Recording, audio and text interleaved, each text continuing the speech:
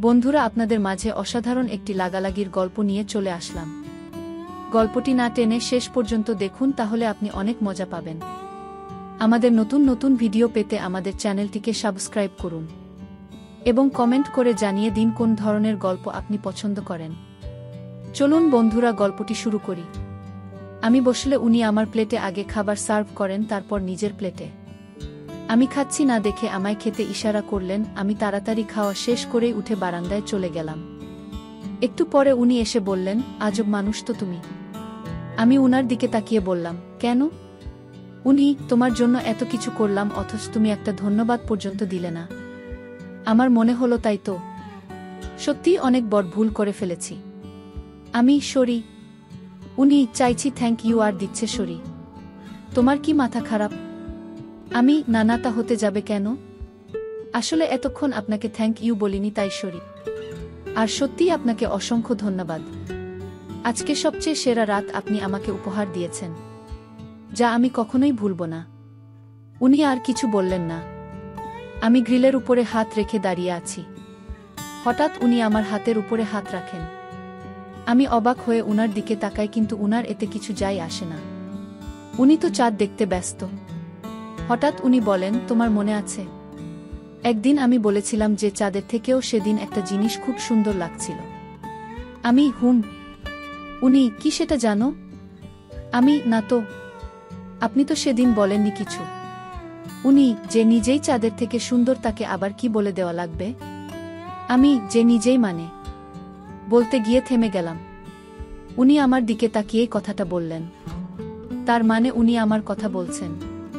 বুঝলাম এটা আমি। তবে কি উনিও আমায় ভালোবাসেন?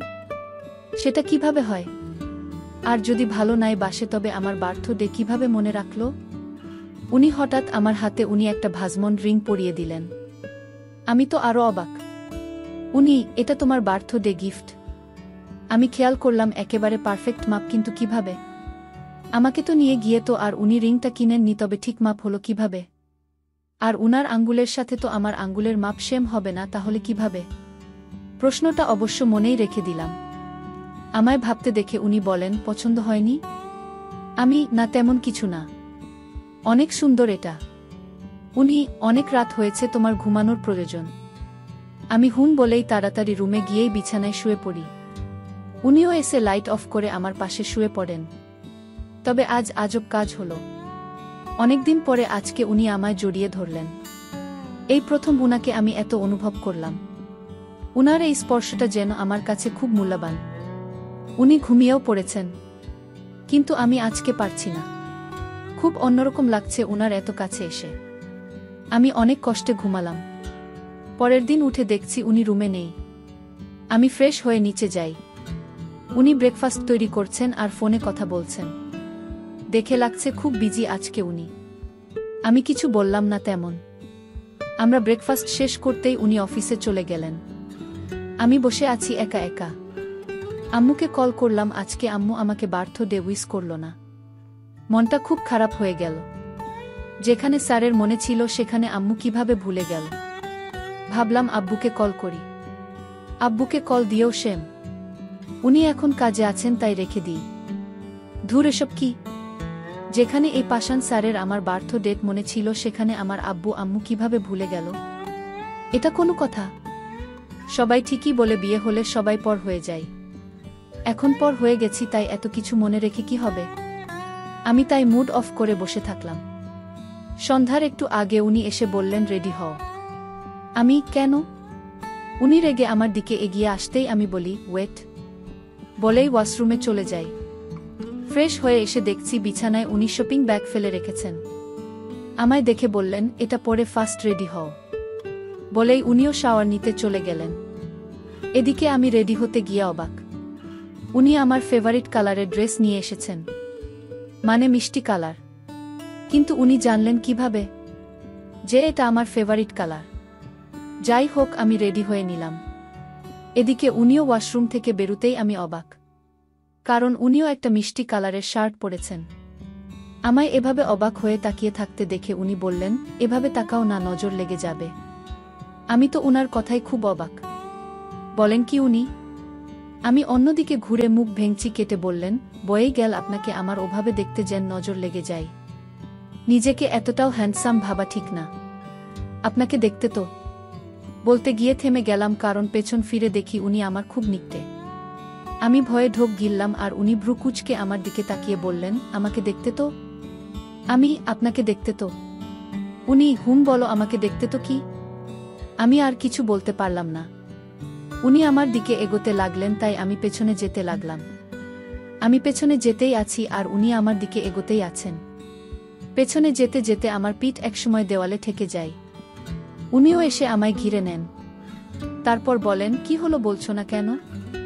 আমাকে দেখতে তো কি লাগছে? ভয়ে আমার কথা আটকে যাচ্ছে, বলতেই পারছি না কিছুই। তবুও ভয়ে ভয়ে বললাম, আপনার মানে? উনি আমার আরও কাছে চলে এসেছেন। উনি, আমার মানে কি?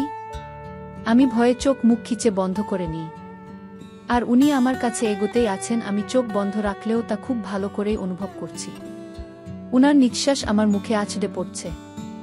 আমি ভয়ে হাত শক্ত করে মুঠ করে নিয়েছি, কিন্তু একই উনিও আমার হাত আরও শক্ত করে দেওয়ালে চেপে ধরলেন। চোখ যে খুলব ভয়ে সেই সাহসটাও পাচ্ছি না। তবুও ভয়ে ভয়ে চোখ খুলতেই দেখি উনি আমার দিকেই তাকিয়ে আছেন, যেন উনার চাহিনি আজকে খুব অন্যরকম। আমি আবার ভয়ে চোখ বন্ধ করে নিলাম, কারণ উনার চোখে চোখ রাখার সাহস আমার নেই। হঠাৎ উনি আমার ঠোঁটে আলতো করে কিস করলেন। তারপর দূরে সরে বললেন, তাড়াতাড়ি নিচে আসো। বলেই উনি চলে গেলেন। আমি যেন এবার একটু হাফ ছেড়ে বাঁচলাম। কিন্তু আজকে উনার এই স্পর্শে আমার রাগ হলো না, বরং উনার প্রতি একটা ভালো লাগা কাজ করল। আমি তাড়াতাড়ি নিচে চলে গেলাম। দেখছি উনি গাড়িতে বসে কার সাথে যেন কথা বললেন। আমি কিছুই শুনতে পেলাম না। উনি গাড়িটা আমাদের বাড়ির সামনে পার্ক করলেন। আমি কিছু বুঝলাম না। আমার হাত ধরে উনি ভেতরে যেতেই দেখি সব অন্ধকার। কিন্তু এটা বুঝলাম না, আজকে মেন দরজা খোলা কেন ছিল? আম্মু তো কখনো এত কেয়ারলেস না যে এভাবে সন্ধ্যার পরে দরজা খুলে রাখবে। হঠাৎ সব লাইট একসাথে জ্বলে উঠে আমি কিছুটা চমকে উঠে মুখ অন্যদিকে ঘুরিয়ে নিই। তখন একসাথে সবাই বলে উঠে, হ্যাপি বার্থডে ঈশিতা। আমি কিছুটা ভয় পেয়ে যাই। সবাইকে দেখতেই অনেকটা খুশি লাগে। আমার নানা নানি, খালা খালু, মামা মামি, দাদা দাদি, চাচা চাচি, ফুফু এবং কাজিন সবাই আছে। আর আজকে বাড়িটাও অনেক সুন্দর করে সাজানো। আমি দৌড়ে গিয়ে আম্মুকে জড়িয়ে ধরি, আমার বোনগুলোকেও। অনেক ভালো লাগলো আজকে সবার সাথে দেখা করে। আম্মু কেক কাটতে বললে আমি কেক কাটি। আগে আম্মু, তারপর আব্বুকে খাইয়ে দিলাম। আম্মু উনাকে খাইয়ে দিতে ইশারা করছে, কিন্তু লজ্জা লাগছে আজকে বেশি, সবার সামনে তাই। তবুও দিলাম, কিন্তু উনি কি নির্লজ্জ! উনি আমাকে কেক খাইয়ে দিলেন তো দিলেন, সাথে আমার গাল নাক পুরো মুখে কেকের ক্রিম লাগিয়ে দিলেন। কি বলবো এরে আমি? এখানে সবাই আছে, একটু তো লজ্জা করা উচিত। যাই হোক, সবাই খুব আনন্দ করলাম। আমি আম্মুকে একা পেয়ে অভিমানের সুরে বললাম, আমার জন্মদিন যখন মনে ছিল তাহলে সকালে না জানার ভান করলে কেন? আম্মু, আরে সাদাফ ই তো 2 দিন আগে কল করে বলেছে যেন আমরা সবাই তোর জন্মদিন না জানার ভান করি। তাই তো। আর এসব ব্যবস্থা দেখছিস না, সব ওর কাজ। আমি তো অবাক, উনি এত কিছু আমার জন্য করলেন। শুধু আমার জন্য? সত্যি কালকে আমার জীবনের সবচেয়ে সেরা রাত উপহার দিয়েছেন, আর আজকে আমার জীবনের সবচেয়ে সেরা সন্ধ্যা উপহার দিয়েছেন উনি, যা আমি কখনোই ভুলব না। আমি আপনাকে ভালোবাসি সাদাফ। সত্যিই বলছি, আমি বাকিটা জীবন আপনার সাথেই পার করতে চাই। আপনার মতো কাউকে আমি জীবনসঙ্গী হিসেবে সত্যিই কৃতজ্ঞ। মনে মনে উনাকে ভালোবাসার কথা বললাম। সামনে তো আর বলার সাহস নেই। যাই হোক, আমরা সবাই রাতে যে যার বাসায় চলে আসলাম। আমি গাড়ি থেকে নেমে চলে আসতে গিয়ে আবার থেমে উনার দিকে ঘুরে বলি, থ্যাংক ইউ। উনি, শুধু থ্যাংক ইউ? আমি তো। আপনি কি চান? উনি, আমার কি কোনো নাম টাম নেই যে কিছু বললেই সরি থ্যাংক ইউ এর বাকিটুকুও তো বলো। আমি ভেতরে যাচ্ছি। উনি আর কিছু বললেন না। আমি রুমে গিয়ে ফ্রেশ হয়ে বিছানায় বসে আম্মুর সাথে কথা বললাম। ঠিকমতো বাসায় চলে এসেছি তাই। উনি এসেই আমার পাশে বসে পড়লেন। আমি উনার এহেন কাজে খুব অবাক। আবার আমার দিকে এভাবে তাকিয়ে থাকার মানে কি? আমি, আর ইউ ওকে? উনি, নো, আম নট ওকে। আমি, কেন, কি হয়েছে আপনার? শরীর খারাপ? বলেই উনার কপালে হাত দিলাম 2-5 না ভেবেই। না জ্বর তো নেই। তাই বললাম জ্বর তো নেই। তাহলে? উনি সব শরীর খারাপের কি প্রধান কারণ জ্বর হয়? মানে আমি জানি আমার জ্বর নেই। তো কি হয়েছে? আপনি ঠিক নেই কেন? আমি ঠিক নেই। আর এটার ওষুধ তোমার কাছে আছে। আমার কাছে? আমি ঠিক বুঝলাম না। আমার মনে হয় আপনার রেস্টের প্রয়োজন। বলেই আমি উঠতে গেলাম বিছানা করার জন্য, তখন উনি আমার হাত ধরে নিলেন।